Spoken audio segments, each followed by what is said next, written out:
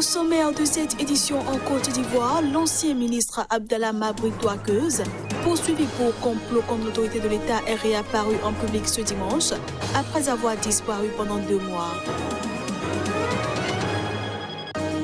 Au Burkina Faso, le nouveau gouvernement vient d'être dévoilé. L'ex-chef de file de l'opposition Zéphirin Diabré a été nommé ministre de la Réconciliation nationale.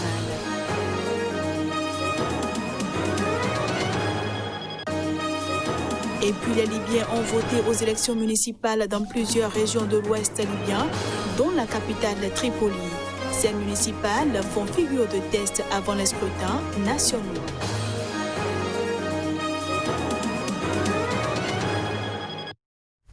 Voilà ainsi présenté l'ossature de cette édition. À toutes et à tous, bienvenue. En Côte d'Ivoire, Abdallah Mabri Touakeuse, une des figures de l'opposition, est réapparue en public ce dimanche après avoir disparu pendant 2 mois. L'ancien ministre est, rappelons-le, poursuivi par la justice avec d'autres opposants pour complot contre l'autorité de l'État. Alors que certains le disaient en fuite au Ghana voisin, Abdallah Mabri Touakeuse, qui était en fuite et activement recherché, est réapparu ce dimanche. Il a rendu visite à l'ex-président Rikona Bédié, leader du Parti démocratique de Côte d'Ivoire, leader du mouvement d'opposition. J'étais en Côte d'Ivoire, il me dira, alors, parce que j'étais partout et nulle part. Ce que je sais, c'est que j'étais loin de cette maison, j'étais loin des miens. Nous avons été absents à des moments importants de la vie nationale. Et en arrivant, j'ai voulu venir saluer le président Bédié, qui est donc le président de la coalition des partis de l'opposition. J'ai été heureux de noter que le président Finguessan a été mis en liberté. Il me semble que c'est le même jour et sous le même régime que des poursuites ont été annoncées contre nous.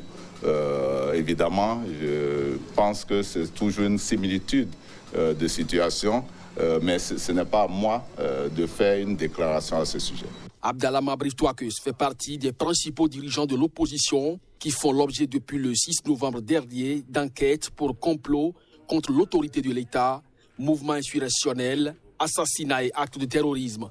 Ceci après avoir appelé à la désobéissance civile avant l'élection, puis soutenu la création d'un Conseil national de transition censé remplacer le pouvoir du président Alassane Ouattara après le scrutin qu'ils ont boycotté.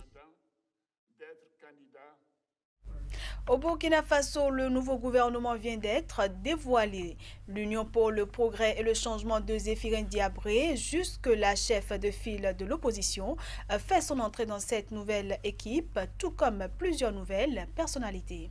Zéphirin Diabré, l'ex-chef de file de l'opposition et 3e de la présidentielle de novembre dernier au Burkina Faso, nommé ministre de la Réconciliation nationale.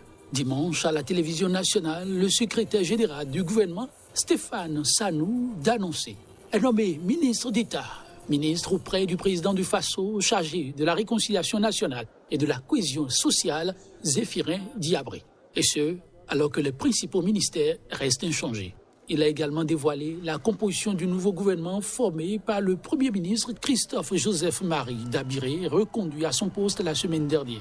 Le nouveau gouvernement compte 32 membres, dont 25 ministres et 7 ministres délégués, tout comme une vingtaine de ministres, dont Chérif Sy à la Défense, Ousseini Compaoré à l'Intérieur, Alpha Bari aux Affaires étrangères et Lassane Kaboré à l'Économie.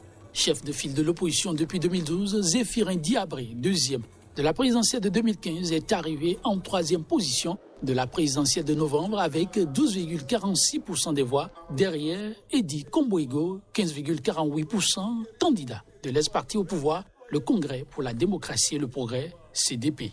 Le président Roch Kaboré, réélu dès le premier tour avec 57,74%, avait promis de travailler à la réconciliation nationale. Je lancerai dans les mois à venir de larges consultations afin de définir les voies d'une réconciliation nationale véritable, avait-il annoncé fin décembre au moment de son investiture, précisant vouloir prendre en compte les crimes de sang économiques et politiques qui, de 1960 à ce jour, continuent d'envenimer les rapports entre les Burkinabés. En définitive, avec ce nouveau gouvernement, l'homme aura tenu parole. Les Libyens votent aux élections municipales dans plusieurs régions de l'ouest du pays, dont la capitale Tripoli, tout en respectant les mesures sanitaires pour lutter contre la propagation du coronavirus dans ce pays en guerre. Ces municipales font figure de test à l'aube d'une année qui doit marquer la tenue de scrutins nationaux dans l'espoir de sortir ce pays du chaos. Jeudi, les électeurs du Hayy al-Andalus, un quartier résidentiel de la capitale Tripoli, ont pu élire leurs représentants locaux. Des scrutins identiques ont eu lieu dans les localités de 3 autres circonscriptions de la Tripolitaine. Ces élections municipales font figure de test à l'aube d'une année qui doit marquer la tenue de scrutins nationaux dans l'espoir de sortir la Libye du chaos. La participation à ces scrutins était très faible, seulement 22% à Hayy al-Andalus, à 42% à Zliten, environ 160 km à l'est de Tripoli. Il s'agissait des premières municipales depuis celles de 2013-2014, organisées sous l'impulsion du Parlement élu en 2012. C'est une bonne occasion pour moi d'apporter une sorte de changement. Lors des élections précédentes, le taux de participation était faible. Les gens n'ont pas participé et je faisais partie de ceux qui n'ont pas participé aux élections précédentes. Nous constatons la détérioration des services. Le problème est pire. Nous suivons un protocole spécial pour les élections municipales en tenant compte des exigences de l'Organisation mondiale de la santé. Nous avons contacté les institutions internationales, dont l'ambassade de France, qui nous a fourni les mesures préventives du Conseil scientifique pour lutter contre le coronavirus.